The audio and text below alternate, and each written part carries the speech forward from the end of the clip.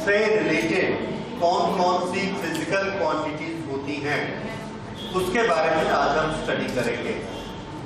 Magnet क्या होता है? मैग्नेट एक मटेरियल मीडियम है। उस मीडियम के अंदर प्रॉपर्टीज कुछ होती हैं जिसके कारण वो अपने चारों तरफ मैग्नेटिक फील्ड बनाता है। उस प्रॉपर्टीज के बारे में आज हम स्टडी करेंगे। तो सबसे पहली property that is magnetisation.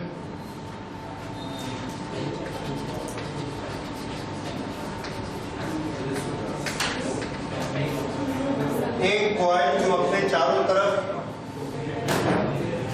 Magnetisation करती है, एक कॉइल जो अपने चारों तरफ मैग्नेटिक फील्ड बनाती है, उसके पास उसकी ताकत नापने के लिए हमने कौन सी फिजिकल क्वांटिटी सोची हुई है? तो आंसर है हमने सोचा हुआ है मैग्नेटिक डायपोल मोमेंट। तो मैग्नेटिक फील्ड बनाने के लिए कॉइल के पास क्या होता है? Magnetic dipole moment. Magnetic dipole moment में उसकी जो भी स्ट्रेंथ होती है वो हम लोग मानते हैं। जो मटेरियल मीडियम एक मैग्नेट बन चुका है उसके पास भी मैग्नेटिक डायपोल मोमेंट होता है। किसी के पास कम, किसी के पास ज्यादा। हम किसी भी मटेरियल मीडियम का मैग्नेटिक डायपोल मोमेंट पूरा नापते हैं और इसमें वॉल्यूम से डिवाइड कर देते हैं, तो हमको जो क्वांटिटी मिलेगी वो क्या होगी? Magnetic dipole moment per unit volume. जैसे एक बड़ी सिंपल क्वांटिटी आप जानते हैं, मास पर यूनिट वॉल्यूम। मास पर यूनिट वॉल्यूम का नाम क्या है? Density. Cost of a material per unit quantity that is price. Price क्या होता है? जिस चीज का इसका प्राइस कितना है, मतलब कितनी क्वांटिटी का?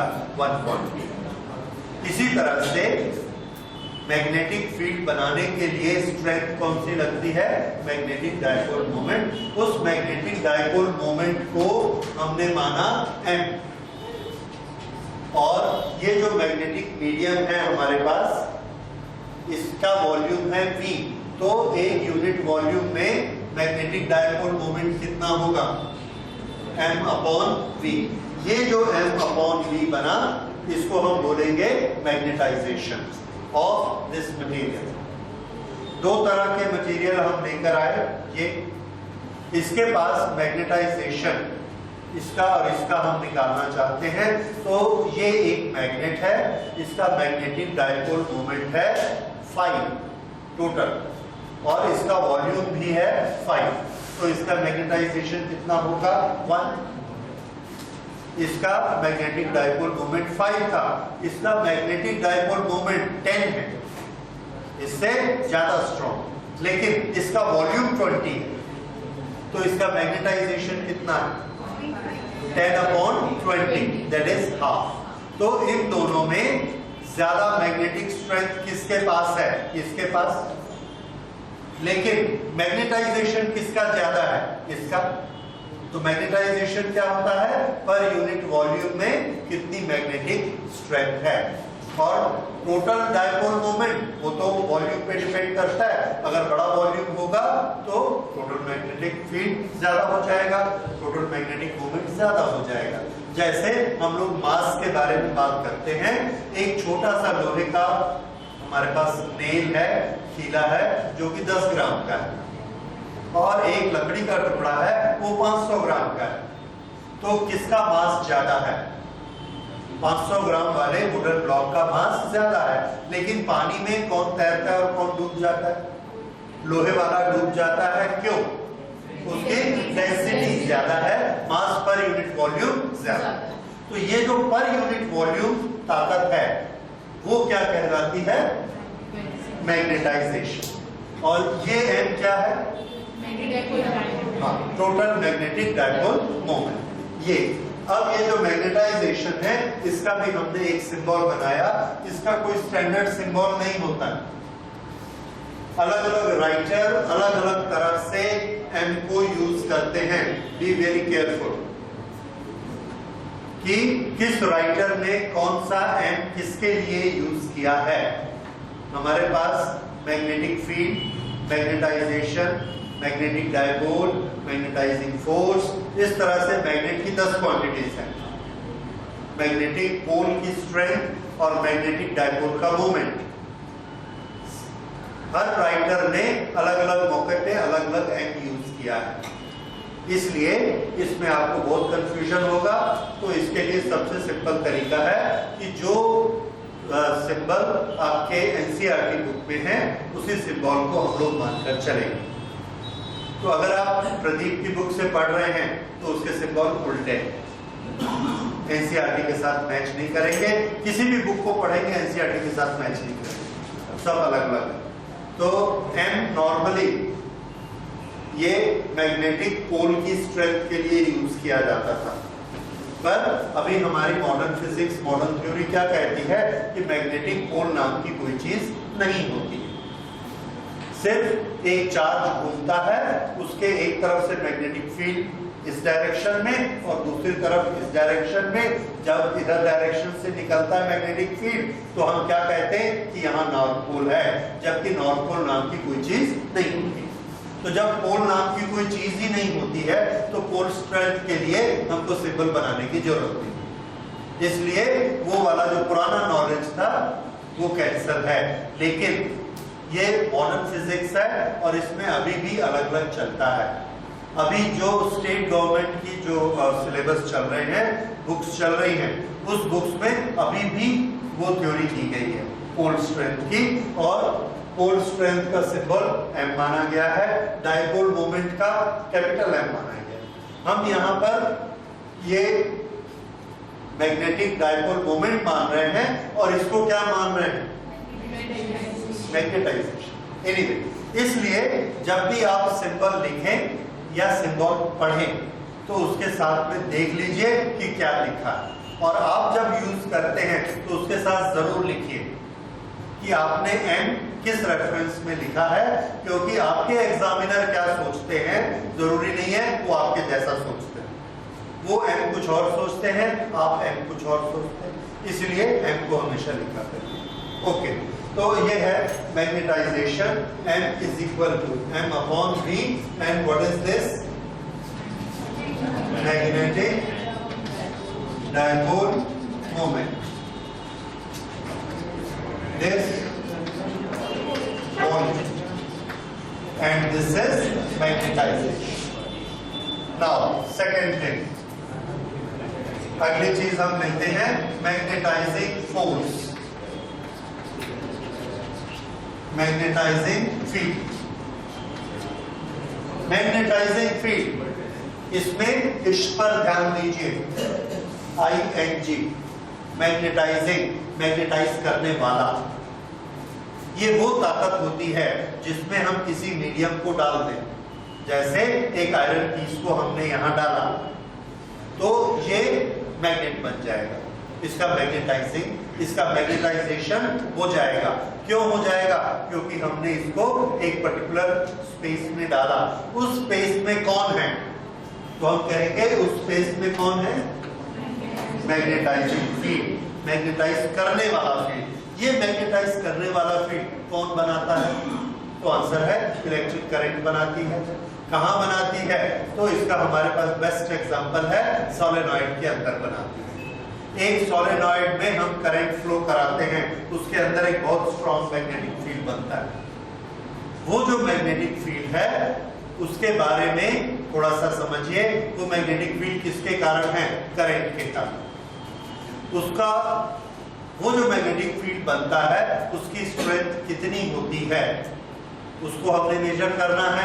वो मैग्नेटिक फील्ड में इतनी ताकत होती है कि कोई दूसरा मीडियम रखेंगे तो वो उसको मैग्नेटाइज कर देगा, इसलिए उसका नाम क्या है, मैग्नेटाइजिंग फील्ड। और इसका सिंबल हमने बनाया H। H is the magnetising field. इसका मेजरमेंट कितना होता है, तो आंसर है जितनी करंट फ्लो होती है उतना इसका मेजरमेंट होता है, क्योंकि सोलेनॉइड में मैग्नेटाइजेशन किसके कारण है, करंट के कारण। तो इसको हम लोग सिंपली H को लिखते हैं, H is equal to I, that's all. लेकिन अगर हमने सोलेनॉइड में एक टर्न की बजाय 2 टर्न कर दिए तो इफेक्ट कैसा हो जाएगा, double. So we will write it H is equal to 2i, 3i, 4i। और हमको मालूम है सोलेनॉइड में एक यूनिट लेंथ में कितने टर्न्स होते हैं, n टर्न्स होते हैं, इसलिए H का फॉर्मूला क्या बन गया, Ni। So this is magnetizing field H which is equal to Ni। ये किसने बनाया, इलेक्ट्रिक करंट ने। ये इलेक्ट्रिक करंट सोलेनॉइड में फ्लो हो रही है। अब इसके आगे की बात देखिए, जैसे ही उसने ये मैग्नेटाइजिंग फील्ड बनाया और ये फील्ड बढ़ा किसकी तरफ, जो अंदर हमने मीडियम रखा है, लोहे का पीस हमने ऐसे रखा, यहां से जैसे ही ये निकलता है इसके चारों तरफ स्पेस है। ये स्पेस में एक प्रॉपर्टी होती है जो है परमिएबिलिटी। वो परमिएबिलिटी क्या करती है, तो आंसर है वो परमिएबिलिटी करंट ने जो मैग्नेटिक फील्ड बनाया है उसको काट के छोटा कर देती है, उसकी वैल्यू को कम कर देती है, एब्जॉर्ब करके उसकी वैल्यू को कम कर देती है। कितना कम कर देती है, आप सबको मालूम है कि वो कम कर देती है 4 pi into 10 to the power -7, that is μ0 times। तो ये वाला जो H बना, ये जैसे ही तार से निकलकर फ्री स्पेस में आया, इसकी वैल्यू कम हो गई और इसकी वैल्यू कितनी हो गई, μ0 Ni। ये जैसे ये μ0 Ni हुआ, सोलेनॉइड ने कितना बनाया था, Ni, स्पेस में आके कितना हो गया, μ0 Ni। तो ये दोनों अलग अलग चीज हैं, ये सोलेनॉइड ने बनाया है और ये हमको फ्री स्पेस में दिखता है। जो फ्री स्पेस में दिखता है इसका नाम है magnetic field. Magnetic field, this is B0 और ये कहां पर है, फ्री स्पेस। तो फ्री स्पेस में बनने वाला मैग्नेटिक फील्ड B0, उसका फॉर्मूला क्या बना, μ0 Ni। अच्छा, अब हमने क्या किया, हाँ जी, नोट हो गया। इसके बाद देखिए एक स्टेप और आगे, फिर से ये सोलेनॉइड है, सोलेनॉइड में करंट कितनी गई, I के कारण इसने कितनी ताकत बनाई अपनी, Ni। उसका नाम क्या है, मैग्नेटाइजिंग फील्ड। उससे जैसे ही फ्री स्पेस में आया, कट के छोटा हो गया, कितना बचा, μ0 Ni। उसका नाम क्या रखा, मैग्नेटिक फील्ड। अंतर समझ में आ रहा है, तो याद रखिए ये ing वाला मैग्नेटाइजिंग, मैग्नेटाइज करने वाला, मैग्नेटाइज होने के बाद में फील्ड का नाम क्या बन गया, मैग्नेटिक फील्ड। कहां पर, फ्री स्पेस में। ये अब इस फ्री स्पेस में हमने क्या किया, ये मीडियम को रखा।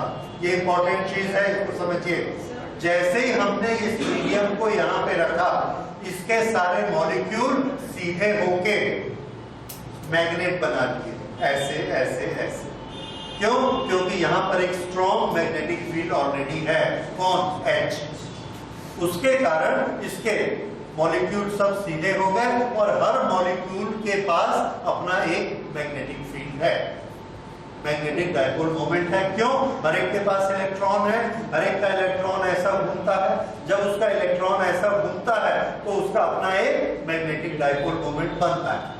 तो ये जो फील्ड हमने रखा, इसमें एक मैग्नेटिक फील्ड और बन जाता है।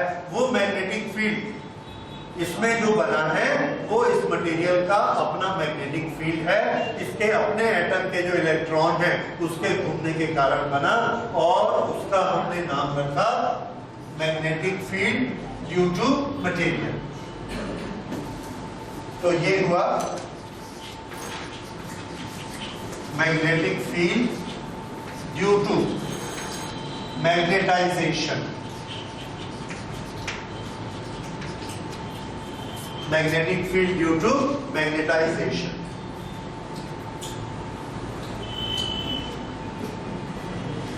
ये मैग्नेटिक फील्ड कितना होता है, तो आंसर है ये मैग्नेटिक फील्ड, फिर से ये मैग्नेटाइजेशन M लेकिन पूरा का पूरा ट्रांसफर नहीं हो पाता क्योंकि फ्री स्पेस का परमिएबिलिटी इसको भी डिस्टर्ब करती है और वो परमिएबिलिटी इसको काट के क्या बना देती है, म्यू नॉट एम। ये जो म्यू नॉट एम है, ये वाला जो मैग्नेटाइजेशन है, ये किसके कारण है, due to magnetisation of the medium. अच्छा, अब ये जो सोलेनॉइड था इसमें करंट आई फ्लो हो रही थी। फिर से मैं स्टेप 1 से याद दिलाता हूं, करंट आई फ्लो हो रही थी, उसके कारण इसने क्या बनाया, H। किसके बराबर, वो H जब यहां फ्री स्पेस में आया तो इसका नाम क्या हो गया, V नॉट। छोटा होके ये कितना बन गया, म्यू नॉट है ना। इसके अंदर हमने ये मटेरियल रखा, मैग्नेटिक मटेरियल, तो इस मैग्नेटिक मटेरियल के मॉलिक्यूल डोमेन सब सीधे हो गए। ये सीधे होके इन्होंने जो मैग्नेटिक फील्ड बनाया उसका नाम क्या रखा, Bm। ये Bm किसके बराबर है, म्यू नॉट एम। अब इस स्पेस को हम देखते हैं, ये स्पेस, इस स्पेस में दो तरह के मैग्नेटिक फील्ड प्रेजेंट हैं, एक वो जो B नॉट है और दूसरा जो Bm है। B नॉट किसके कारण था, I ने बनाया था, I ने H बनाया और H कट के B नॉट बन गया, और Bm किसके कारण है, मैग्नेटाइजेशन के कारण है। तो इस जगह पर हमको कितना मैग्नेटिक फील्ड मिलेगा, आंसर है दोनों का सम मिलेगा, दोनों का सम। ये जो दोनों का सम है ये कहलाएगा magnetic field, magnetic field in medium, और ये है B। इस B के साथ नॉट भी नहीं है, इस B के साथ M भी नहीं है। नॉट किसके लिए था, फ्री स्पेस, M किसके लिए, ओनली फॉर मैग्नेटाइजेशन, और ये क्या है, टोटल। हमको क्या दिखेगा, हमको टोटल दिखेगा क्योंकि हमने वहां पर मटेरियल डाला और मैग्नेटाइजेशन देखा, तो मैग्नेटिक फील्ड देखा, वो B है। तो ये B किसके बराबर होता है, B naught plus Bm। Okay, ये इसके अंदर हुआ।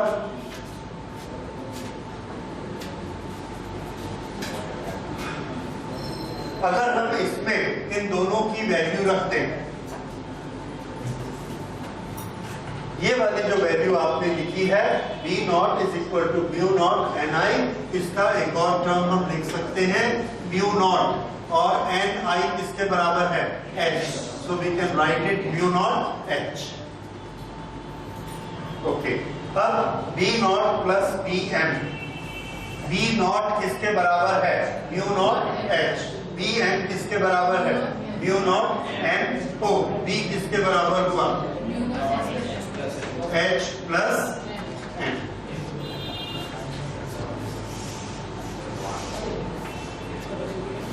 Magnetic field inside a medium.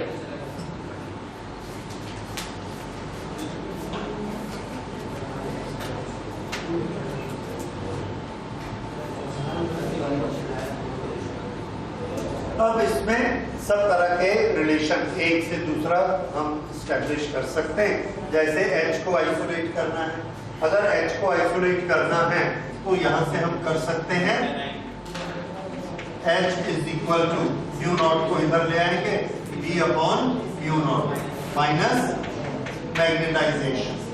ये किसकी वैल्यू आ जाएगी, H की वैल्यू आ जाएगी।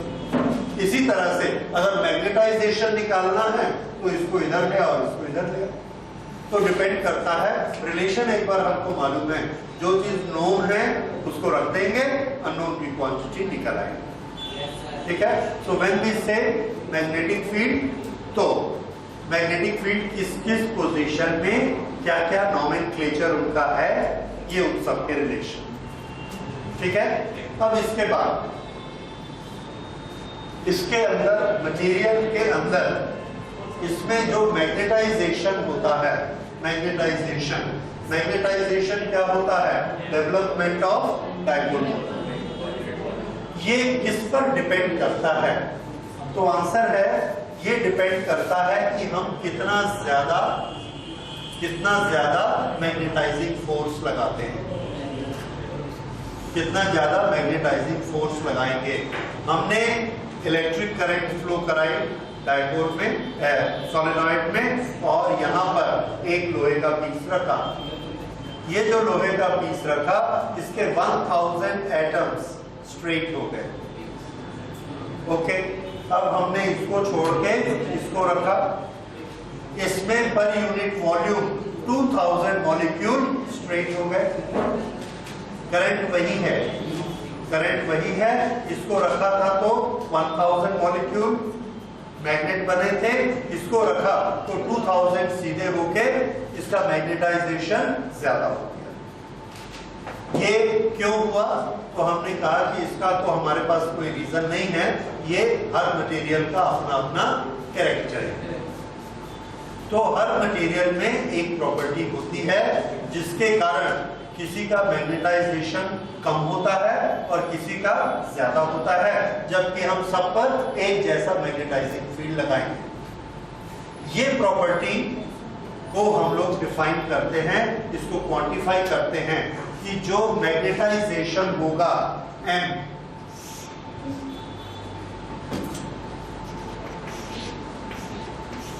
मैग्नेटाइजेशन M ये प्रोपोर्शनेट होता है कि हम कितना फोर्स लगाते हैं। इससे हमने लिखा M is equal to a constant into h, और ये constant, this constant is called sign.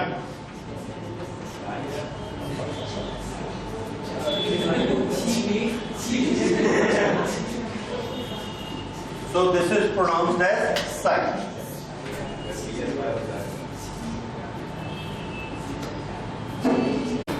ये जो psi है ये मटेरियल पर डिपेंड करती है, और मटेरियल का ये गुण, मटेरियल की ये कैरेक्टरिस्टिक क्या करती है? हम एक जैसा मैग्नेटाइजिंग फोर्स लगा रहे हैं, किसी में 200 मॉलिक्यूल सीधे हो रहे हैं, किसी में 100 हो रहे हैं, किसी में 50 हो रहे हैं। वो सब के लिए साई की वैल्यू अलग अलग है, और इसको हम बोलेंगे इस सब की मैग्नेटिक ससेप्टिबिलिटी अलग अलग है। So this is susceptibility.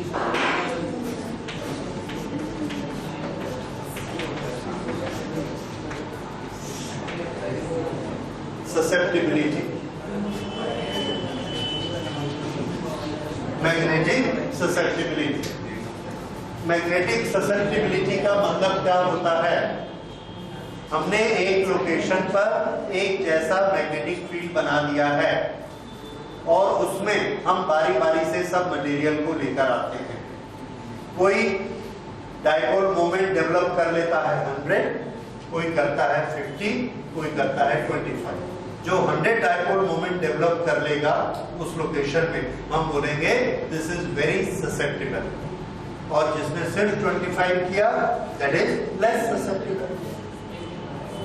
तो ये ससेप्टिबिलिटी होती है।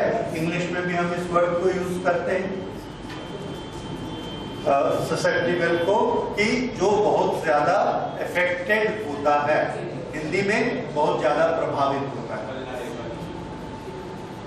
जैसे सर्दियों के मौसम में, बरसात के मौसम में बच्चों को जुकाम जल्दी लग जाता है, बुखार जल्दी होता है, so they are susceptible to cold, they we use susceptible। तो जब किसी चीज का इफेक्ट ज्यादा होता है तो हम क्या कहते हैं? उसकी ससेप्टिबिलिटी ज्यादा है। तो जिस मैग्नेटिक फील्ड का इफेक्ट मटेरियल पर ज्यादा होगा, उस मटेरियल की ससेप्टिबिलिटी ज्यादा मानी जाएगी। This is susceptibility. और ससेप्टिबिलिटी का फॉर्मूला यहाँ पर क्या बनेगा? Susceptibility is magnetization per unit magnetizing force, M upon H।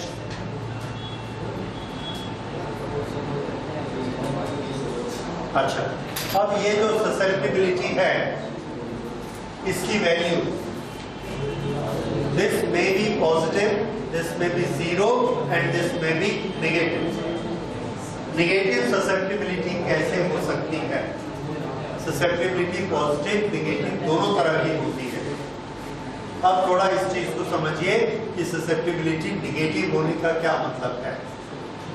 एक लोकेशन पर एक सोलेनॉइड के अंदर हमने मैग्नेटिक फील्ड बनाया, ये उस मैग्नेटिक फील्ड की डायरेक्शन है ऐसे, ओके। यहां पर हमने ये मटेरियल लाकर रखा, अभी इस मटेरियल के मॉलिक्यूल इधर इधर इधर सब डायरेक्शन में है, तो इसका मैग्नेटिक डायपोल मोमेंट कितना है? 0। हमने इसको यहां पर रखा। दो केसेस हो सकते हैं, दो केसेस हो सकते हैं। इसके मॉलिक्यूल खुल जाएंगे, खुल के सब इस मैग्नेटिक फील्ड की डायरेक्शन में सेट हो जाएंगे। क्यों? क्योंकि ये एक मैग्नेटाइजिंग फोर्स है, हो सकता है। दूसरा जो कि ज्यादा पॉसिबल है, क्या वो है कि हर मटेरियल में, हमारे नेचर में एक रूल होता है that every material opposes the change. ये इनर्शिया का नियम है और जनरल नियम है that every material opposes the change.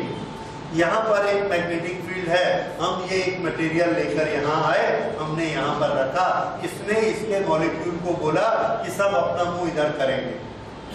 तो ये क्या करते हैं, जो आप लोग करते हैं कि सब मुंह इधर करो, तो सबने ऐसा कर दिया उल्टी तरफ।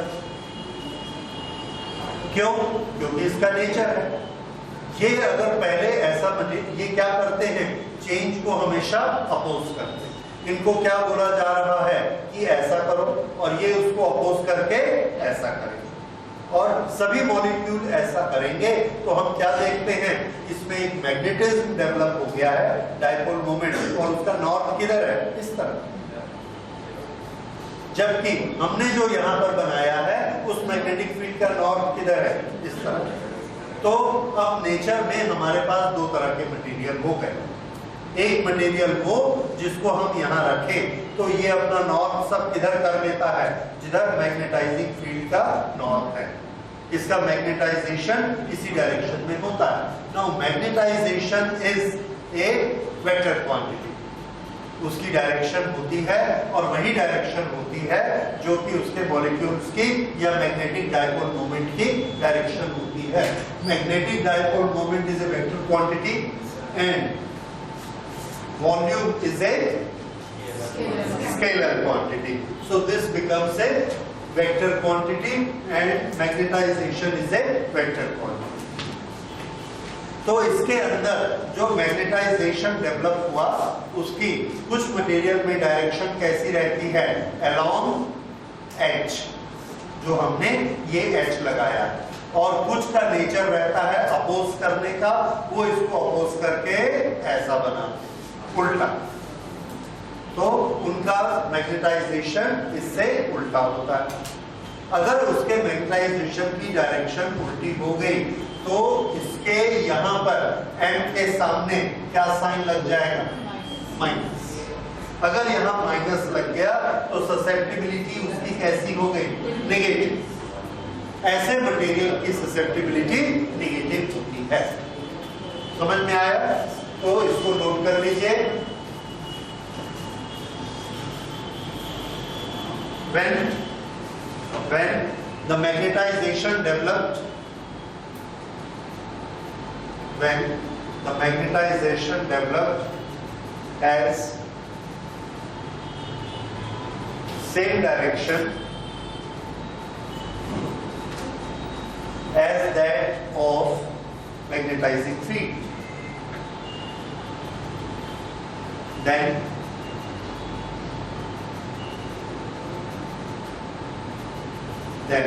it is one type of material, then it is one type of material having positive susceptibility, positive susceptibility.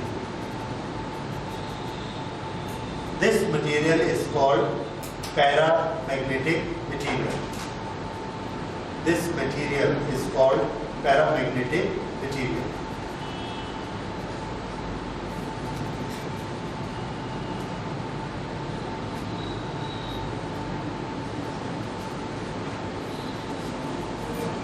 Full stop, second para. But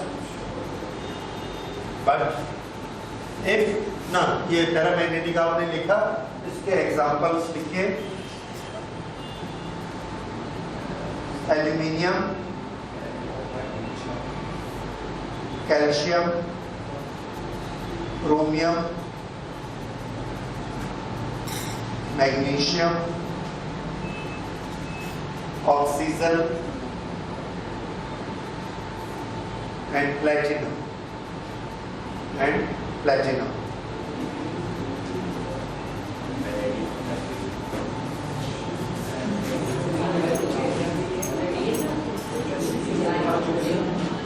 And of course iron.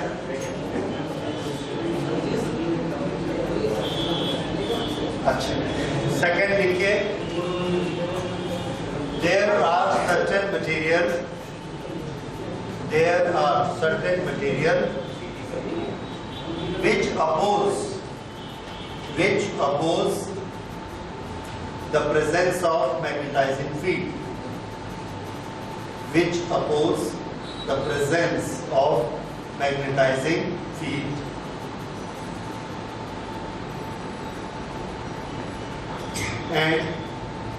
And develop a magnetic dipole moment, or develop magnetization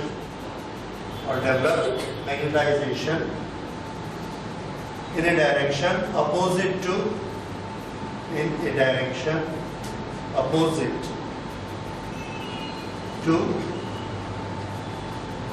magnetizing field.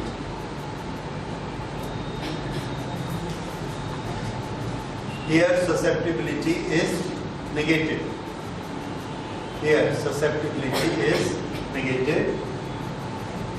And such materials are called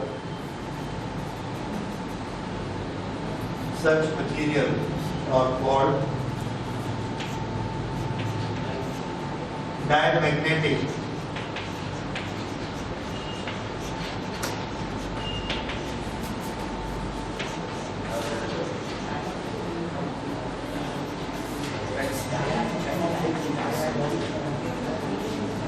These are diamagnetic.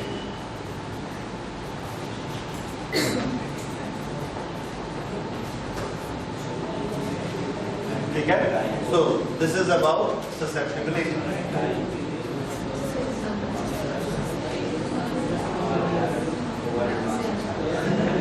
Next, there is a relationship between susceptibility and permeability. There is a relationship between susceptibility and permeability.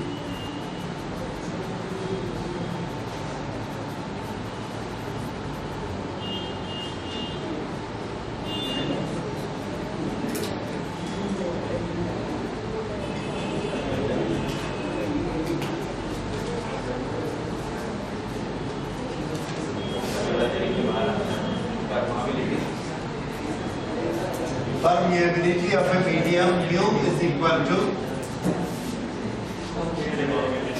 mu naught 1 plus psi.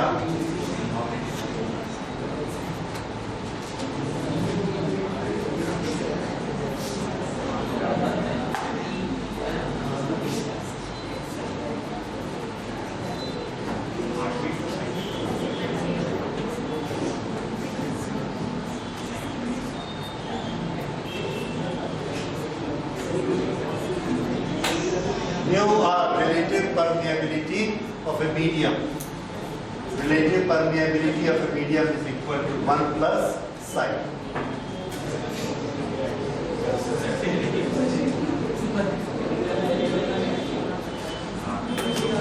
Okay, इसको solve करना बहुत आसान है।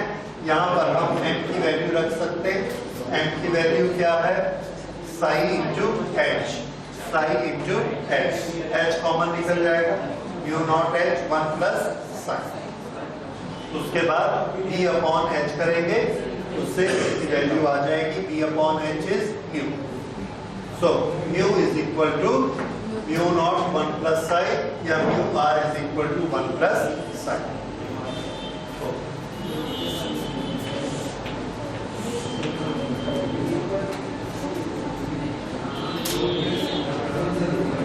देखिए, copper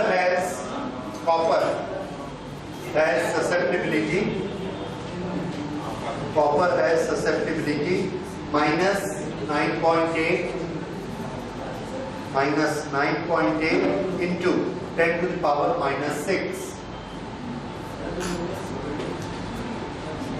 into 10 to the power minus 6. Copper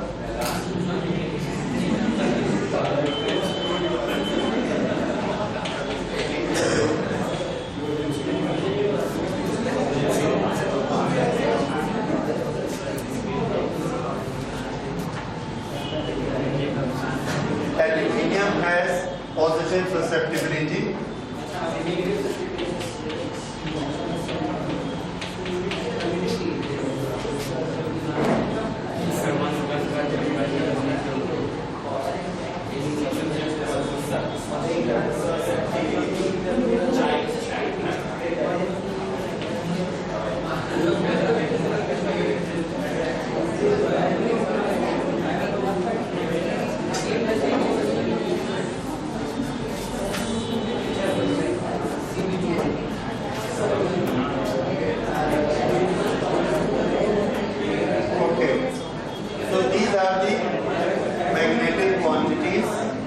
Which are in magnetic material. Based on these quantities, based on this characteristic, we have divided matter into 3 categories. So, our next topic is categorization of material. Note करिए, categorization of magnetic material. Categorization में पहली category है diamagnetic material. Diamagnetic is that material which develops a negative magnetization when a magnetizing force is applied on it. This does not like magnetic field. ये कैसा magnetic dipole moment या कैसा magnetisation develop करता है? Develops negative magnetization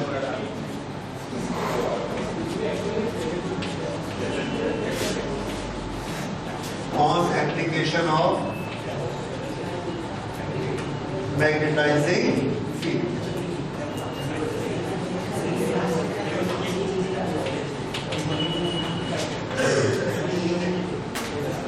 ये diamagnetism हो गया।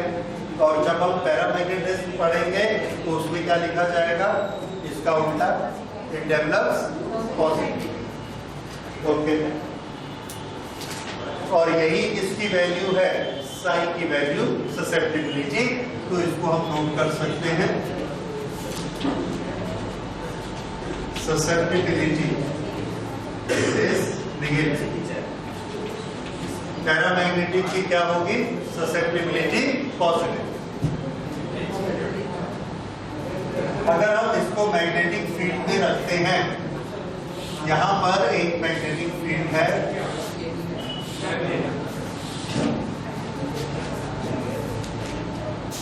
इस मैग्नेटिक फील्ड में हमने एक मटेरियल रखा,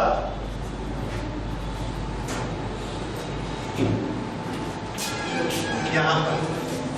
अब देखिए डायमैग्नेटिक और पैरामैग्नेटिक किस तरह से बिहेव करेंगे। अगर ये मटेरियल डायमैग्नेटिक है तो ये इसका ब्लॉक है और ये जो लाइंस हैं 1 2 3 4 5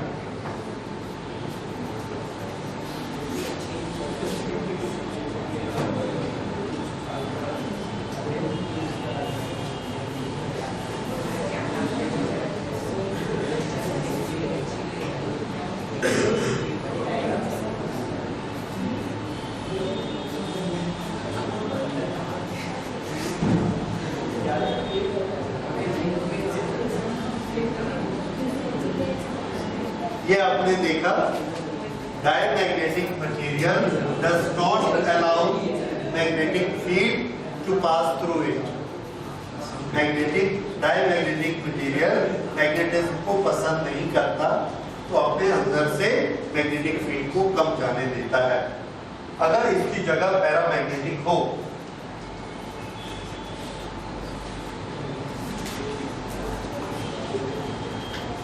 वन 1 2 3 4 5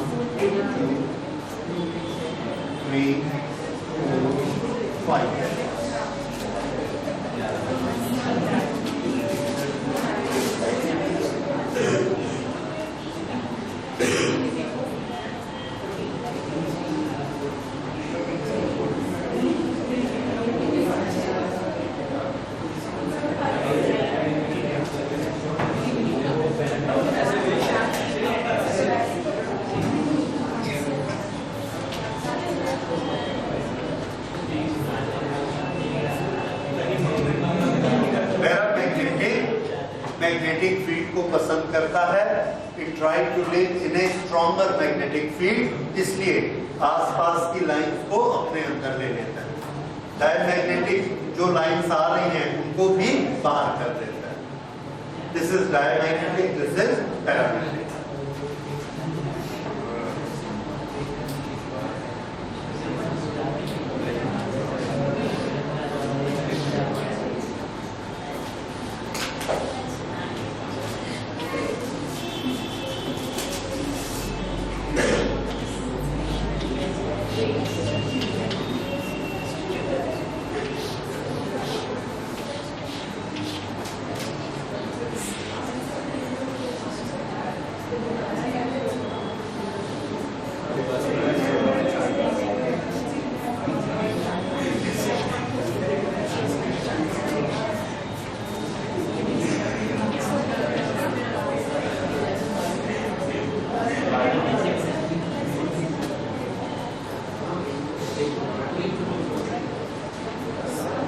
अगर हम एक नॉर्थ साउथ फील्ड में डायमैग्नेटिक मटेरियल को लटकाते हैं और पैरामैग्नेटिक मटेरियल को लटकाते हैं, तो paramagnetic along the magnetic field lines घूमकर सेट हो जाएगा और जो डायमैग्नेटिक है वो उसके परपेंडिकुलर सेट होगा।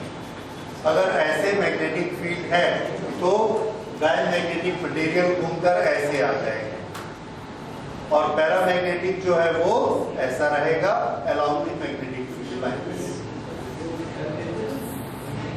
क्योंकि डायमैग्नेटिक की कोशिश होती है मैग्नेटिक फील्ड से बाहर जाने की, इसलिए वो क्रॉस कर लेता है। क्यों? मैग्नेटिक फील्ड का या किसी भी फील्ड का, किसी भी वेक्टर का सबसे कम इफेक्ट कहां पर होता है? आंसर है उसके राइट एंगल पर।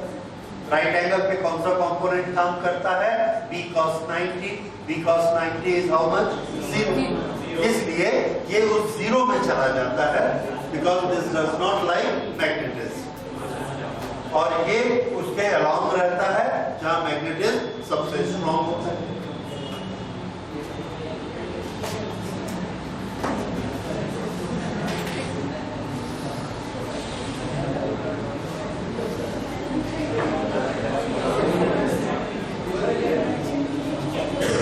एक YouTube में हमने एक लिक्विड फिल्म किया है लिक्विड फिलअप करने के बाद यहां पर मैग्नेट लगा दिया,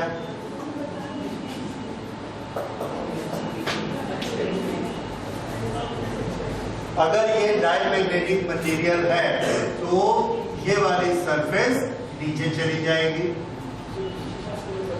और इस जगह को वो खाली कर देगी, क्योंकि यहां पर क्या है, magnetic field, and it does not like to remain in a magnetic field. इसलिए ये लेवल नीचे चला जाएगा और ये लेवल ऊपर चला जाएगा डायमैग्नेटिक मटेरियल। और अगर ये लिक्विड पैरामैग्नेटिक है तो क्या होगा कि ये जो इसके अंदर आधा है, इस मैग्नेटिक फील्ड में भी ये एंटर कर जाएगा और ये ऐसे ऊपर चला जाएगा। ऊपर जाएगा कौन सा मटेरियल, पैरामैग्नेटिक, और नीचे कौन सा आएगा, डायमैग्नेटिक। जबकि U-ट्यूब में दोनों कैसे रहते हैं, इक्वल। हाँ, यहाँ पर देखिए ये जो मैग्नेटिक, ये जो लिक्विड है, इसने कितनी लाइंस को कवर किया हुआ है, आंसर है 1 2 3 लाइंस को इसने कवर किया है और ऊपर 3 लाइंस में लिक्विड नहीं है। ओके, जैसे ही हम मैग्नेटिक फील्ड ऑन करते हैं, अगर ये डायमैग्नेटिक मटेरियल है तो इसको मैग्नेटिक फील्ड में रहना पसंद नहीं है, तो ये वाला मटेरियल जो इन 3 लाइनों में है इनसे हट जाता है। हटने का क्या तरीका है, नीचे आ जाता है। नीचे आने के लिए ये फोर्स लगाता है तो ये कहां चला जाएगा, ऊपर। तो इसमें एक लेवल का डिफरेंस आ जाता है। वो डिफरेंस क्यों आया, क्योंकि ये लिक्विड नीचे जाना चाहता है।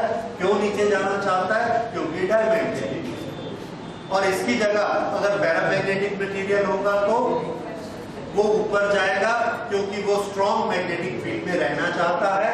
अभी उसको सिर्फ 3 लाइनें मिल रही हैं, ऊपर जाएगा तो 6 लाइंस मिलेगी, इसलिए वो ऊपर जाएगा। That is paramagnetic. ये डायमैग्नेटिक, पैरामैग्नेटिक। अच्छा, ये जो पैरामैग्नेटिक का डायपोल मोमेंट होता है, ये टेम्परेचर से अफेक्टेड होता है। Magnetization of paramagnetic material. Okay, next लिखिए, effect of temperature. Effect of temperature on magnetism. Effect of temperature on magnetism.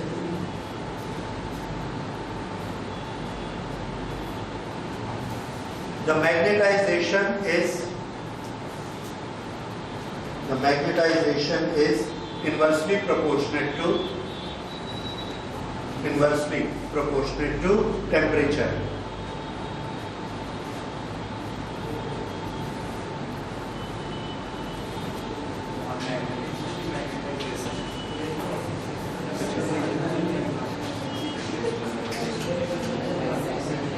Magnetization is C B naught upon T.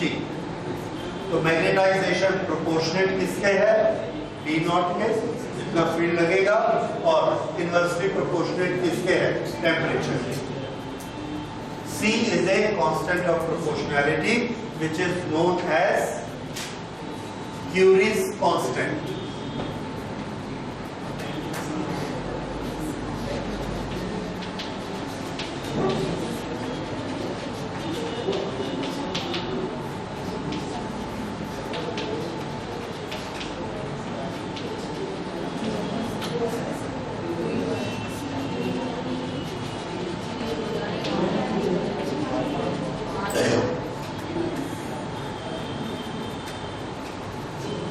तो इस पर क्वेश्चन भी आता है, व्हाट इज क्यूरीज कांस्टेंट।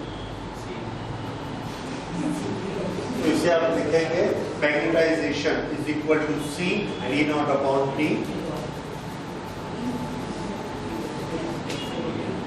इसी तरह से साई की वैल्यू ये भी टेम्परेचर पर डिपेंड करती है। Sai mu naught upon T and Curie's constant.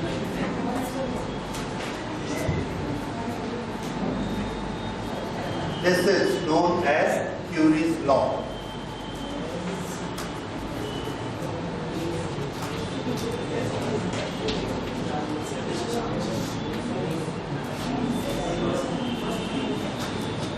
So this whole relation is Curie's law and this constant is Curie's constant.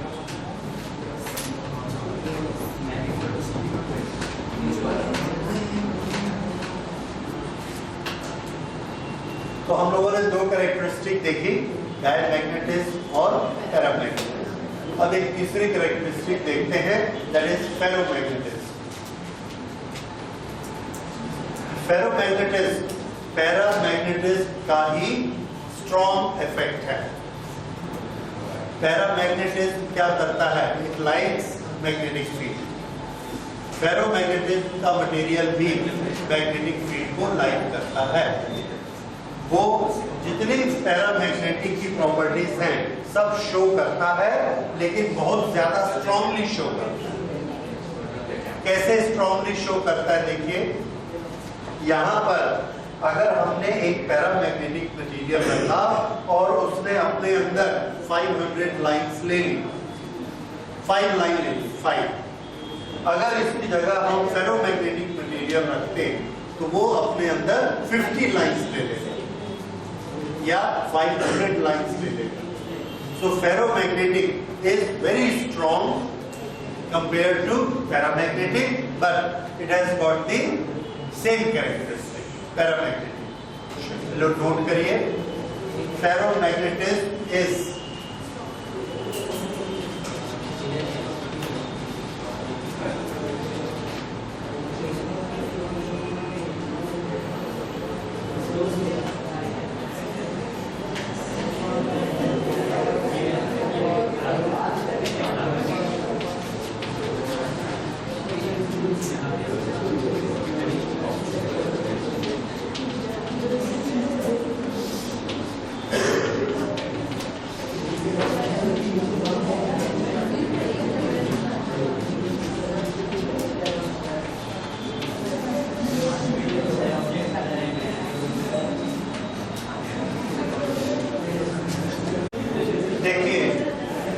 Exam में एक क्वेश्चन बहुत कम पूछा जाता है, बहुत रेयर चांसेस होते हैं कि जो डायमैग्नेटिज्म प्रॉपर्टी है वो कैसे डेवलप होती है।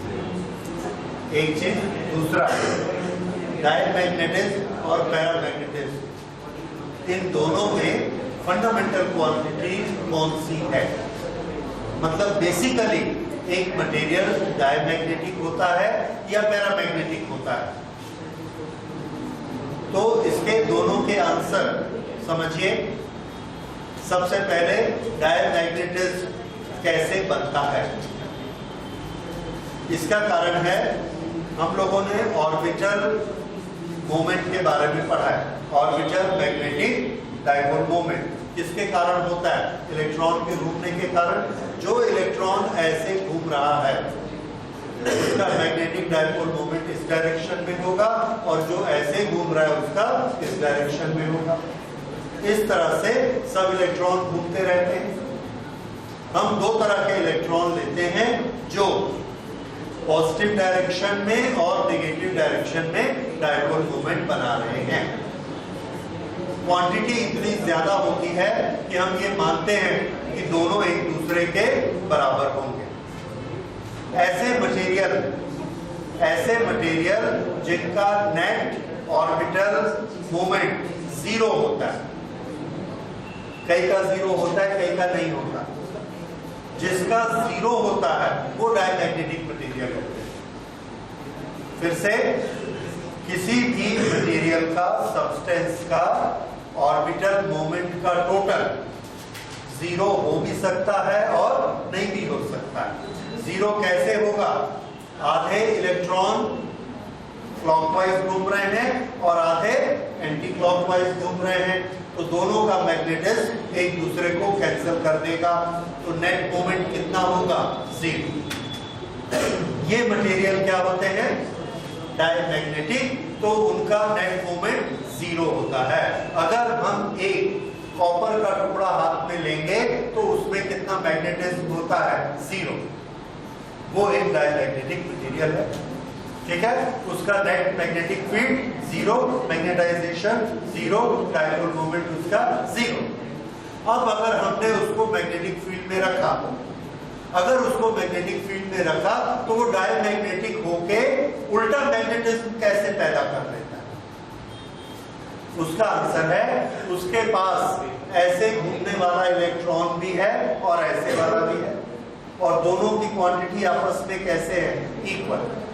एक हमने एक एक्सटर्नल मैग्नेटिक फील्ड लगाया ऐसे, जैसे ही हम ये एक्सटर्नल मैग्नेटिक फील्ड लगाते हैं, इसके अंदर जो एक इलेक्ट्रॉन ऐसे मैग्नेटिक फील्ड बना रहा था वो स्लो हो जाता है। क्यों स्लो हो जाता है? क्योंकि ऑलरेडी एक मैग्नेटिक फील्ड बाहर से लगा, उसकी डायरेक्शन इधर है, तो इसको लगता है मुझे काम करने की जरूरत नहीं है, ये स्लो हो गया। ये वाला जो कि ऐसे मैग्नेटिक फील्ड बना रहा था उल्टा, ये क्या देखता है कि इधर से एक अपोजिट मैग्नेटिक फील्ड एक्सटर्नल आया, तो ये सोचता है इसका मुकाबला करने के लिए मुझे ज्यादा वर्क करना पड़ेगा, और ये अपनी स्पीड को और बढ़ा लेता है, अपनी स्पीड को बढ़ा लेता है। अगर ये बढ़ा लेता है तो इसका डायपोल मोमेंट बढ़ गया, तो इधर वाले ने अपने डायपोल मोमेंट को कम कर लिया, इसने अपने डायपोल मोमेंट को बढ़ा लिया, तो नेट क्या हुआ? एक नेट डायपोल मोमेंट बन गया। किस डायरेक्शन में? अपोजिट डायरेक्शन में। This is diamagnetism. समझ आया? अच्छा, और जैसे ही हमने मैग्नेटिक फील्ड हटाया, बाहर का मैग्नेटिक फील्ड हटाया, कि इसके अंदर एक उल्टा मैग्नेटिक मोमेंट है, ऐसा सोच के हमने बाहर वाला हटाया, और अब हम इसको देखते हैं तो क्या देखते हैं? 0। क्यों? ये जो फास्ट हुआ था ये स्लो हो गया, और जो स्लो हुआ था वो फास्ट हो गया, दोनों बराबर हो गए और दोनों कैंसिल होके फिर से 0 हो गए। ये डायमैग्नेटिक मटेरियल का एक्सप्लेनेशन सोचा गया, राइट? और अगर उसका मैग्नेटिक मोमेंट पहले से ही बन गया है, अगर एक ज्यादा और एक कम, ये होके ऑलरेडी उसके पास एक डायरेक्शन है, तो जैसे ही हम मैग्नेटिक फील्ड लगाते हैं ये पलटता है और उस डायरेक्शन में अपने आप को सेट कर लेता है, क्योंकि ऑलरेडी इसके पास मैग्नेटिक मोमेंट है, 0 नहीं था, ऑलरेडी है। ये मटेरियल क्या है? पैरामैग्नेटिक। अब समझ आया? जिसके पास डायपोल मोमेंट होगा थोड़ा सा, वो पैरामैग्नेटिक होगा, जिसके पास 0 होगा वो डायमैग्नेटिक होगा, इंड्यूस होने के बाद वो उल्टा बनेगा। ये तरीका होता है उल्टा बनाने। अब हम लोग ले रहे हैं third, ferromagnetic.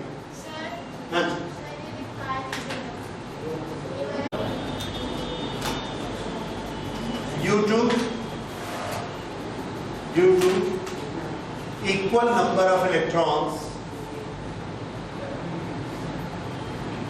due to equal number of electrons having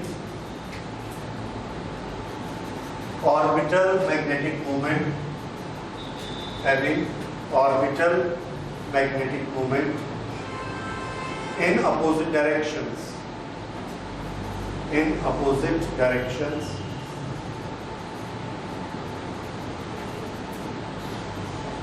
the net magnetic moment, the net magnetic moment of the material is 0. Net magnetic moment of the material is 0.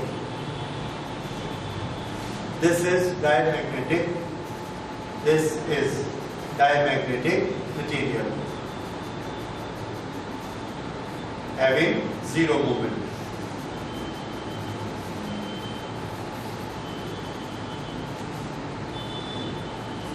When this material is exposed to, when this material is exposed to a magnetizing field, when this material is exposed to a magnetizing field,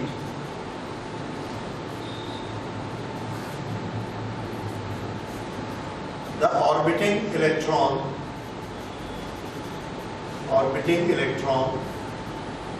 having moment in the direction of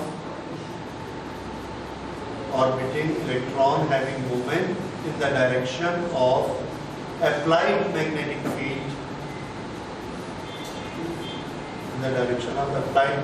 field, becomes slow.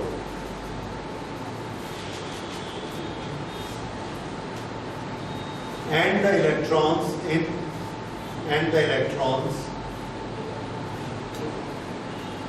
in opposite direction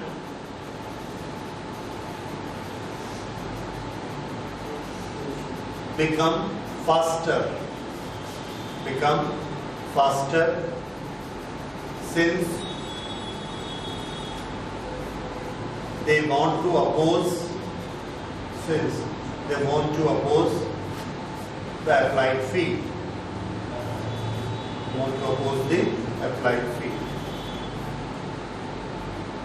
In this way,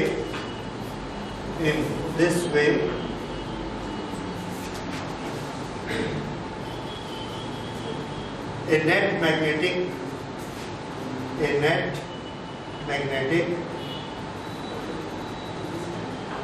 dipole moment in opposite direction of applied field,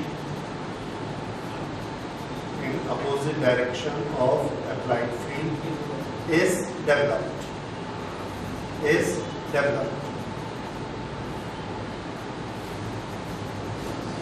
This is diamagnetism. Number two. If material is such which has a net magnetic dipole moment,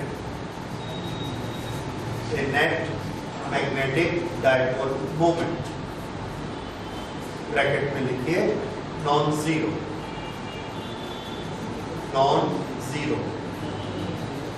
bracket close. Then due to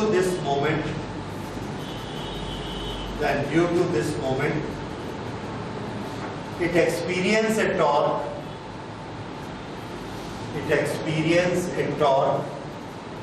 in the applied magnetic field.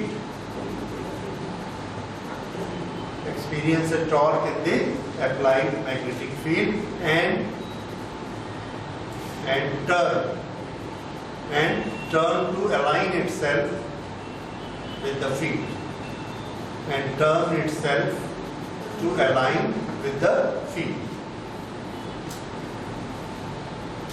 This is paramagnetic material. Okay. Third लिखिए ferromagnetic. It is the stronger form of paramagnetic material.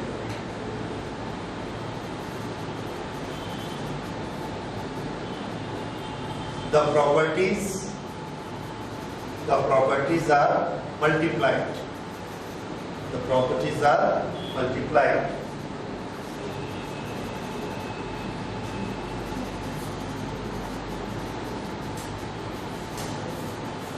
The individual atoms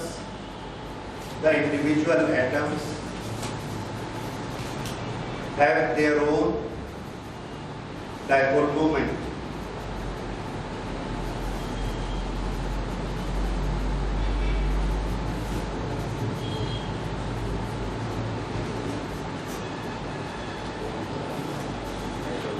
A large number of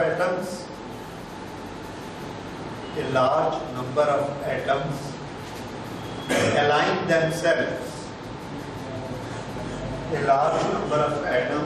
align themselves. To to form a domain.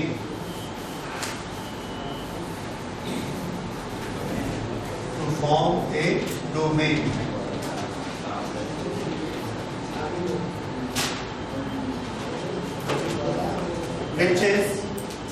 Which is a macroscopic quantity. Which is a macroscopic volume.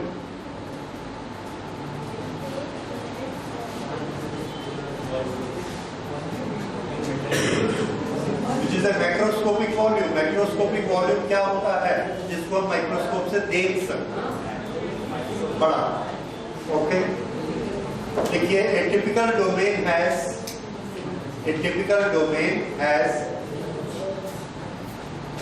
nearly 10 to the power 11 atoms.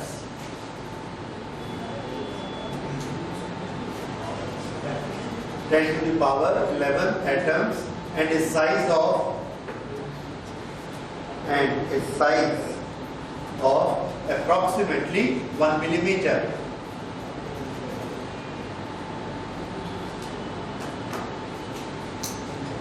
Each domain acts as a small magnet.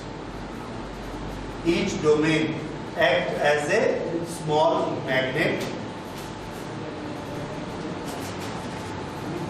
and inside a ferromagnetic material,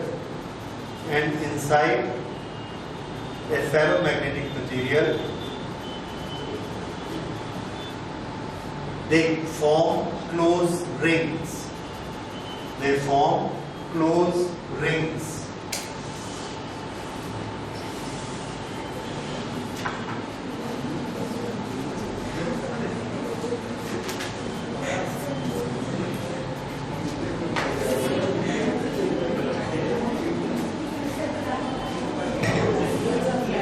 ये जितने आप देख रहे हैं arrow उसका direction of magnetic field है, तो arrow को हम मान सकते हैं कि वो नॉर्थ है. So this is north, south,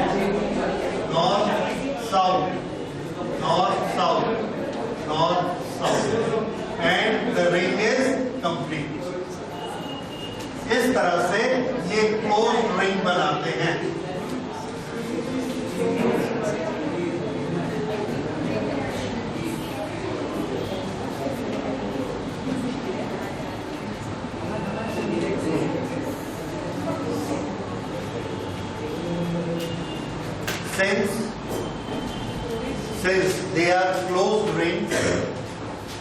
Since they are closed rings,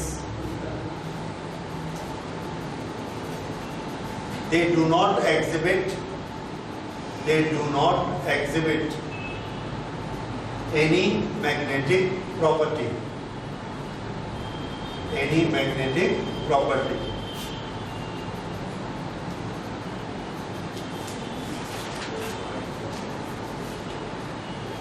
But when it is exposed to a strong magnetic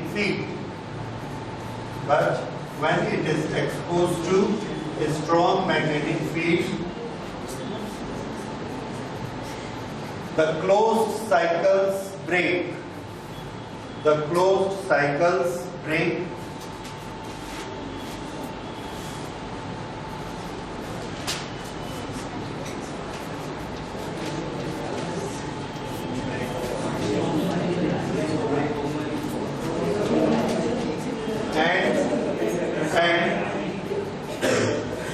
They align themselves in parallel lines, and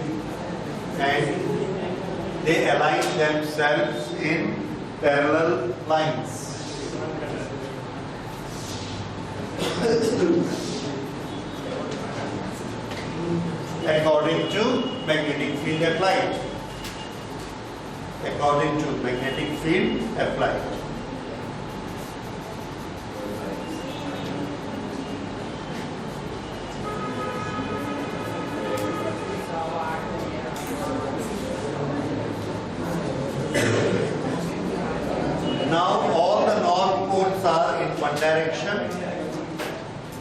Now all the north poles are in one direction.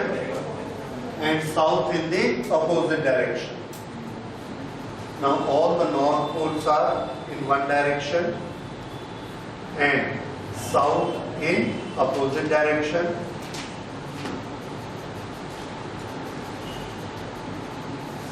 Hence it behaves like a magnet. It behaves like a magnet. Magnetic field lines कहां से निकलती है? Magnet से, north से। तो पहले ये north से निकलती है और साउथ में चली गई, नॉर्थ से साउथ में चली गई, नॉर्थ से साउथ में चली गई। अब क्या हो रहा है? नॉर्थ से ऐसे निकल रही है, ये नॉर्थ से निकल रही है और ये नॉर्थ से निकल रही है। कितना मैग्नेटिक फील्ड यहां से निकलता है? So this thing become a magnet. This is how a ferromagnetic material is converted into a magnet. तो पैरामैग्नेटिक मटेरियल मैग्नेट क्यों नहीं बनता है? फेरोमैग्नेटिक ही क्यों बनता है? The answer is the paramagnetic material does not have domains. Domain बनाने की प्रॉपर्टी किसमें होती है? फेरोमैग्नेटिक। और जो डोमेन बनाएगा वही मैग्नेटिज्म शो करेगी।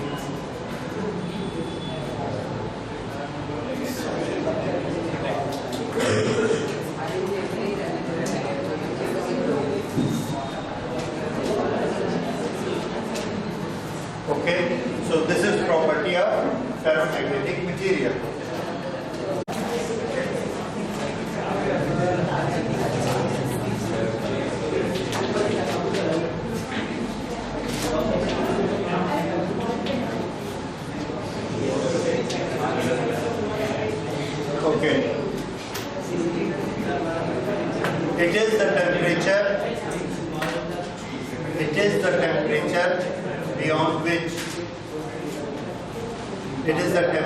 Beyond which a ferromagnetic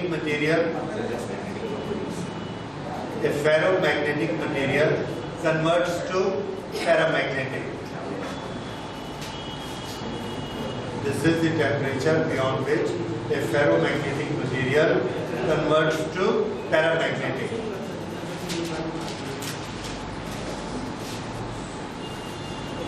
Paramagnetic material.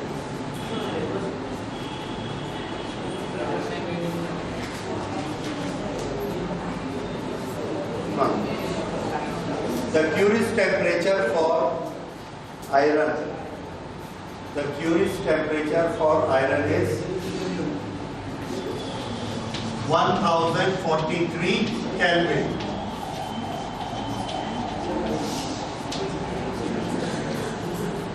1043 Kelvin. अगर लोहे को, मैग्नेट को, फेरोमैग्नेट, हमने एक मैग्नेट लिया, अगर हम उसको गर्म करते हैं 1043 तक, तो वो फेरोमैग्नेटिक मटेरियल किसमें कन्वर्ट हो जाएगा? पैरामैग्नेटिक में। फिर उसमें डोमेन कैरेक्टर नहीं रहेगा। अगर उसमें डोमेन कैरेक्टर नहीं रहेगा तो हम उसको मैग्नेटिज्म नहीं दे सकते, उसको मैग्नेट नहीं बना सकते। ठीक है? So this is the limitation. तो कोई भी चीज फेरोमैग्नेटिक मटेरियल मैग्नेट की तरह बिहेव कब तक करती है? जब तक उसका टेम्परेचर क्यूरीज टेम्परेचर के नीचे। क्यूरी टेम्परेचर के ऊपर जाएगा then it will not behave as a magnet. Okay,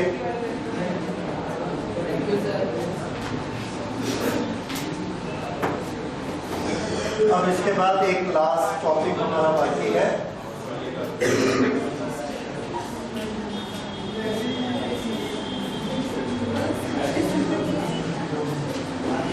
That is hysteresis loop. Hysteresis का फॉर्मूला देखिए। हिस्टेरेसिस का फिनोमिना क्या होता है?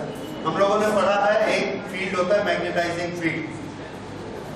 सॉलिनॉइड में करंट फ्लो होती है, वो अंदर एक मैग्नेटाइजिंग फील्ड बनाता है, उसके अंदर हमने एक आयरन पीस रखा, वो आयरन के जितने डोमेन हैं वो एक पर्टिकुलर पर्टिकुलर डायरेक्शन में सेट हो जाते हैं और उसके कारण उसके अंदर एक मैग्नेटिक फील्ड B बन जाता है। हम लगाते किसको हैं? H को, और मैग्नेटिक फील्ड के अंदर क्या बन जाता है? B डेवलप होता है। कितना B डेवलप होगा? तो आंसर है जितना H लगाया जाएगा उतने ज्यादा B उसमें डेवलप होगा। ओके, हमने H जिस डायरेक्शन में लगाया उसी डायरेक्शन में B डेवलप होता है। लेकिन यहां पर एक चीज होती है कि जब हम H डेवलप करते हैं तुरंत B डेवलप नहीं होता है, उसको थोड़ा सा टाइम लगता है। There is a time lag between the two. उसको आप किसी भी तरह से समझ सकते हैं। जैसे एक ट्रेन जा रही है, उसके सामने इंजन है और पीछे गार्ड है, ड्राइवर है और गार्ड है। गार्ड किस डायरेक्शन में जाएगा? तो आंसर है जिस डायरेक्शन में इंजन जाएगा।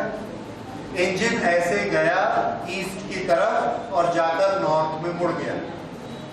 उसका मुंह किस तरफ हो गया? नॉर्थ की तरफ। क्या गार्ड का मुंह भी नॉर्थ की तरफ हो गया? अभी नहीं हुआ है। वो जब जाएगी ट्रेन, उस टर्न को पार करेगी, तब उसको भी नॉर्थ में जाना पड़ेगा, पर जाना पड़ेगा। उसके बाद वो जाके वेस्ट में टर्न होता है। थोड़ी देर बाद गार्ड को भी वेस्ट में टर्न होना है। तो गार्ड चलता किसके अनुसार है? इंजन के अनुसार, पर दोनों में थोड़ा सा टाइम गैप। यही चीज हर जगह होती है। मैग्नेटिक फील्ड में क्या होगा कि पहले हम एक मैग्नेटिक फील्ड लगाते हैं H, मैग्नेटाइजिंग फोर्स, वो उसके क्लोज साइकिल को तोड़ेगा, तोड़कर उसको अलाइन करेगा, अलाइन करके सेट करेगा, इसमें मैग्नेटिक फील्ड आ जाएगा। पर तोड़ने में जो टाइम लगा, तोड़ने में जो एनर्जी लगी, वो टाइम गया। उसके बाद हमको क्या दिखेगा? B डेवलप हुआ। तो जब हम H लगाते हैं उससे B डेवलप होता है, तो बीच में थोड़ा सा टाइम गैप आ जाता है, थोड़ी सी एनर्जी वेस्ट होती है। That is hysteresis.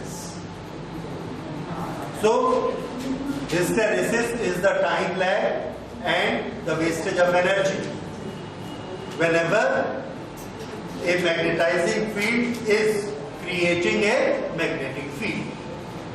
ठीक है, तो इसमें कौन से शब्द याद रखने हैं? Time lag and loss of energy. Action क्या हो रहा है? A magnetizing field is creating a magnetic field. इसकी हमको कहां जरूरत पड़ती है? तो आंसर है जितनी इलेक्ट्रोमैग्नेटिक मशीनें होती हैं, जैसे पंखा, ट्रांसफार्मर, ट्यूबलाइट के चोक, इस तरह के जितनी चीजें हैं जिसमें इलेक्ट्रोमैग्नेटिक इफेक्ट होते हैं, इस सब में इसकी जरूरत पड़ती है।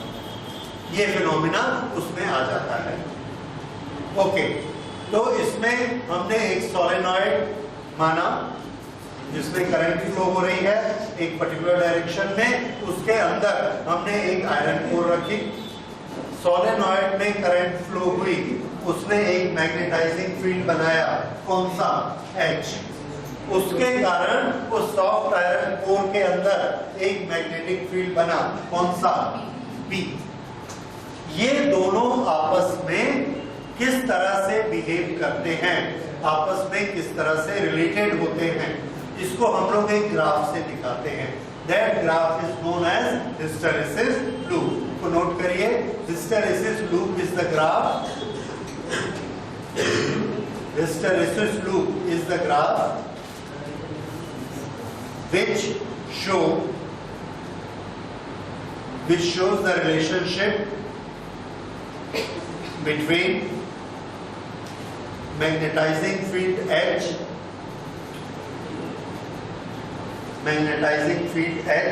and magnetic field B, and magnetic field B during a cycle of oscillation of H during the cycle of oscillation of H. Okay, इसको हमने ग्राफ में बनाया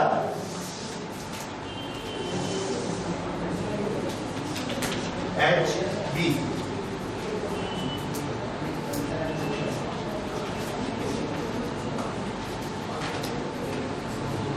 ये हमने बनाया एम्पियर मीटर एच। एच क्या आपने पढ़ा हुआ है सोलेनॉइड में, एन इंटू आई। एन का यूनिट क्या होता है? पर मीटर, और आई का ampere. So this is ampere per metre. Okay, इसमें जो हम करंट फ्लो करा रहे हैं, एक बार करंट इधर जाती है, फिर करंट इधर आती है, फिर इधर जाती है, फिर इधर जाती है, दैट इज अल्टरनेटिंग करंट।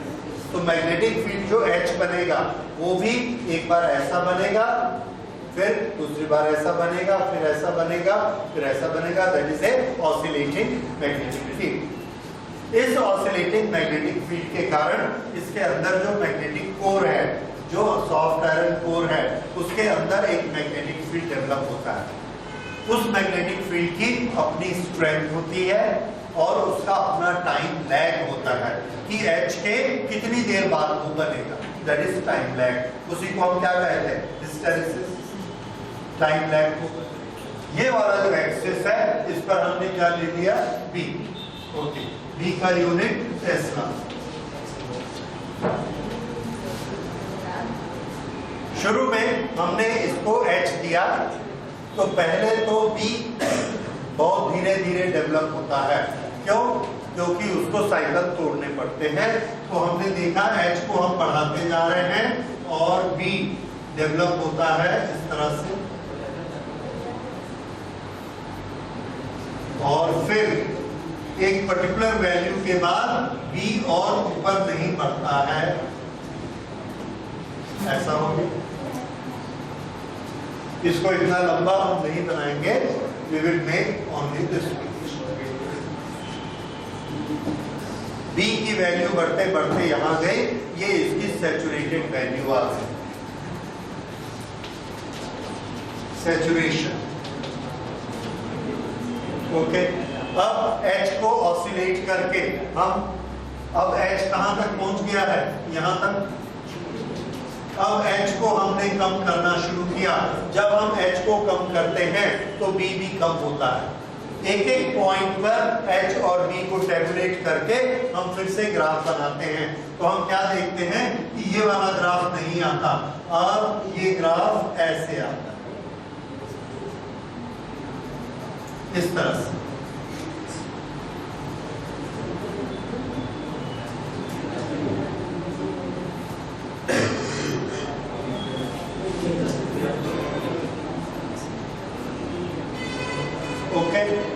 ये ग्राफ ऐसे आते जाता है, H को हम कम कर देते हैं 0, उसके बाद H को निगेटिव करते जाते हैं, तो B, H को उल्टा किया, B भी उल्टा हो गया।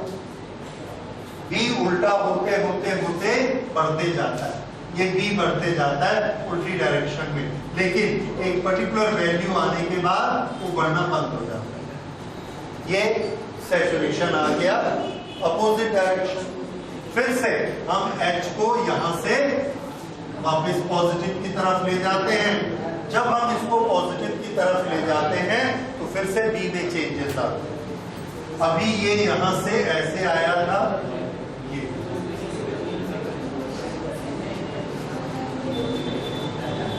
अब जब हम फिर से H को बढ़ाते हैं तो इसका जाने का रास्ता ये वाला नहीं होता, ये एक दूसरे रास्ते से जाता है।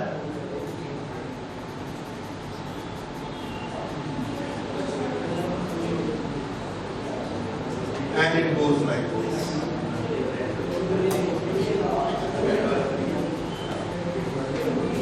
इस तरह से ये बनता है। इसको अगर थोड़ा सा और क्लियर करना चाहें, let me make it again, ऐसा ही बनेगा।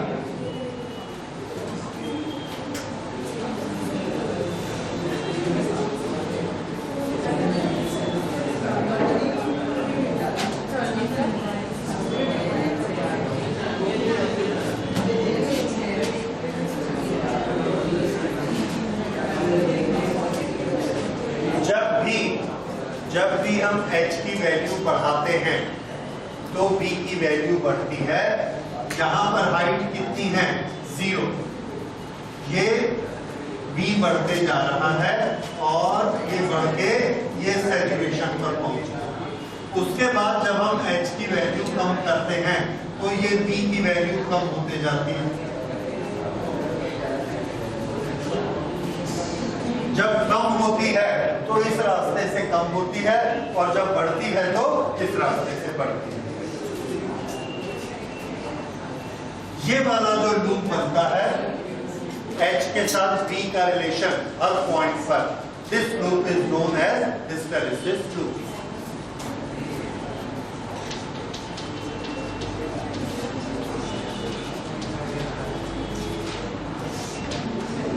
ये सैचुरेशन है, ये भी सैचुरेशन है। इसमें ध्यान रखिएगा सैचुरेशन वाला पॉइंट नीचे हो या ऊपर हो, हॉरिजॉन्टल से ऐसा वापस नहीं मुड़ना चाहिए, वापस नहीं आ सकता है। ये हॉरिजॉन्टल मैक्सिमम वैल्यू है, ये आगे जाके कम नहीं होगी, पैरेलल रहेगी, जितनी दूर भी आप जाएंगे उल्टा नहीं मुड़ेगी। ओके, ये हिस्टैरिसीस लूप हमको क्या क्या बताता है? देखिए, ये मैक्सिमम B की वैल्यू है जो मैग्नेटाइजेशन उसमें बन गया। अब हमने H की वैल्यू को कम किया। जब हम H की वैल्यू को कम करते हैं तो B की वैल्यू कम होते जाती है। अब इस पर ध्यान दीजिए, H की वैल्यू कम होते होते यहाँ पर जब पहुंचेंगे तो H की वैल्यू क्या हो जाएगी 0। जब H की वैल्यू 0 होती है तो हम देखते हैं कि B की वैल्यू 0 नहीं है। ये क्या मतलब हुआ? इसका मतलब ये है कि जब हमने H इस डायरेक्शन में लगाया था उसने B के डोमेन को सीधा किया, 1000 डोमेन को उसने सीधा कर दिया साइकिल तोड़। फिर जब हमने H को वापस लाके 0 कर दिया तो वो 1000 डोमेन में से 900 डोमेन टूट कर फिर से साइकिल बना लिए, बाकी 100 नहीं टूटे, वो वैसे के वैसे ही रह गए, वो रिटेन हो गए। वो थोड़ा सा मैग्नेटिज्म रिटेन कर देते, जबकि हमने H क्या कर दिया 0, लेकिन उतना सा मैग्नेटिज्म उसमें रिटेन हो गया। कितना मैग्नेटिज्म रिटेन हो गया? ये इस पॉइंट का हमने नाम दिया Q, EQRS। ये वाला जो Q पॉइंट है ये बताता है कि जब H 0 हो जाएगा तो इतना मैग्नेटिक फील्ड उसमें रिटेन रहेगा। सो इस पॉइंट का हमने नाम रखा रिटेंशन। रिटेंशन तो 1000 में से 900 डोमेन वापस सीधे हो गए, 10 डोमेन नहीं हुए या 100 नहीं हुए। हम चाहते हैं कि वो 0 हो जाए क्योंकि फिर हमने उनको उल्टा करना है। अगर हम उसको 0 करना चाहते हैं तो क्या कर सकते हैं? तो हमारा आंसर है हमने उल्टा H करके लगाया, करंट की डायरेक्शन उल्टी की, उल्टा H लगाया। उस उल्टे H ने जो सीधा B बना हुआ था उसको तोड़ दिया, उसको तोड़ के फिर से उस B को क्या कर दिया 0। कितना H लगाना पड़ा? तो आंसर है इतना H लगाना पड़ा, माइनस डायरेक्शन। जब हमने माइनस डायरेक्शन में इतना H लगाया तो यहाँ पर देखिए B की हाइट कितनी है 0, तो B कितना हो गया 0। तो B 0 करने के लिए हमको क्या करना पड़ा? उल्टा H लगाना पड़ा। ये जो उल्टा H है इसने जबरदस्ती करके B को तोड़ा। H 0 हो गया था तो B नहीं टूटा, उल्टा H करके जबरदस्ती करके उसको तोड़ा। जबरदस्ती करने को क्या बोलते हैं? कोर्स करना। So this is कोर्सिविटी। तो ये जो P पॉइंट है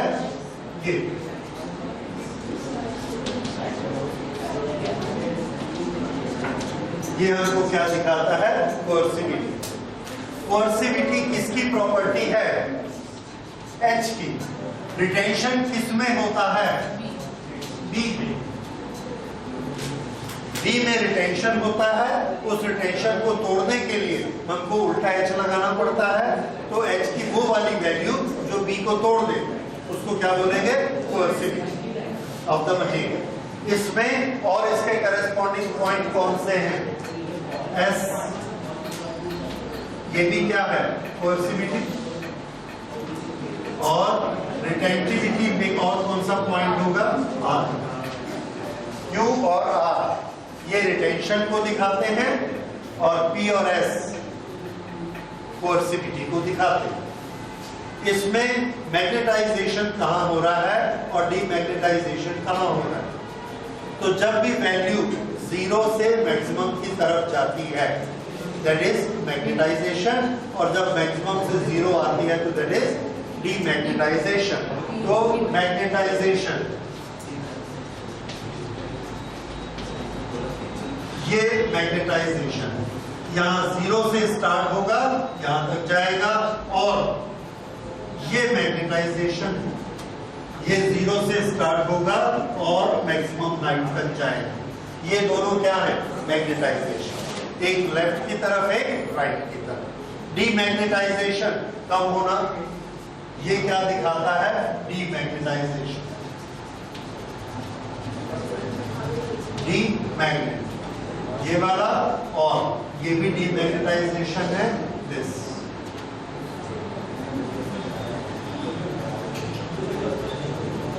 तो ये प्रोसेस कहां पर होती है?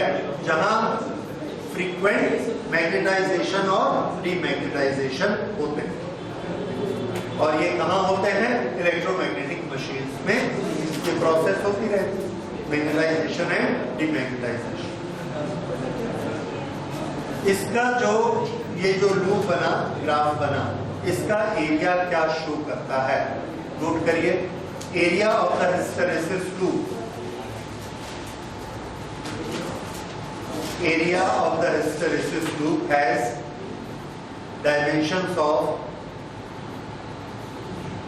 dimensions of work done per unit volume और एनर्जी पर यूनिट वॉल्यूम। ठीक है, इसको आप भी निकाल सकते हैं। इधर क्या चीज है? बी, और इधर कौन है? एच। अगर हम एरिया निकालेंगे तो एरिया क्या बनेगा? B into H. बी की डायमेंशन आपको याद है क्या होती है? बी की डायमेंशन बताइए। आपने किया हुआ है F is equal to Q B B, B is equal to F upon Q B. ये क्या होगा? M L T minus 2, this is 80 and this is L T minus 1। M T minus 2 A minus 1, ये M T minus 2 A minus 1।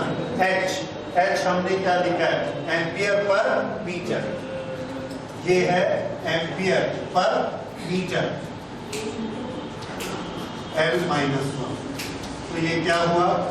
M L minus 1 T minus 2, ये हो गया। अब M L minus 1 T minus 2, इसको हम लिख सकते हैं M L Q T minus 2 upon L Q. M L two T minus 2 ये क्या होता है? वर्क डन और एनर्जी वर्क। और एल क्यूब क्या होता है? Volume. So this is work per unit volume. What is this? Area. So area of hysteresis loop gives work done per unit volume. कौन ये वर्क कर रहा है? तो आंसर है H वर्क कर रहा है। H किससे वर्क करता है? जो हम करंट देते सोलेनॉइड, ये जो वर्क करता है इससे रिजल्ट क्या मिलता है? तो आंसर है इससे रिजल्ट हीट मिलती है। तो नोट करिए, the area shows area shows the heat loss during magnetization and demagnetization. Heat loss during magnetization and demagnetization. This is a loss of energy. This is a loss of energy. Therefore, for any machine, the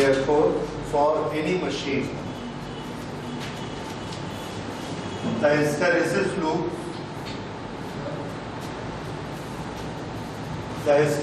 loop should be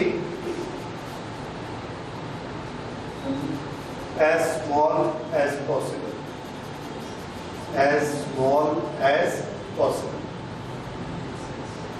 तो अगर हमको दो मशीनें मिल रही हैं, दोनों के hysteresis loop हमने बनवाए मैन्युफैक्चरर से, एक का एरिया कम है और एक का एरिया ज्यादा है, तो हम किसको लेंगे? जिसका एरिया कम है, क्योंकि उसमें एनर्जी का लॉस कम, और ये एनर्जी का लॉस पर साइकिल होगा, 1 सेकंड में 50 बार, क्योंकि हमारे यहाँ एसी का साइकिल क्या है? 50 साइकिल पर second. So this is hysteresis loop, right? तो इसके साथ ही हम लोगों का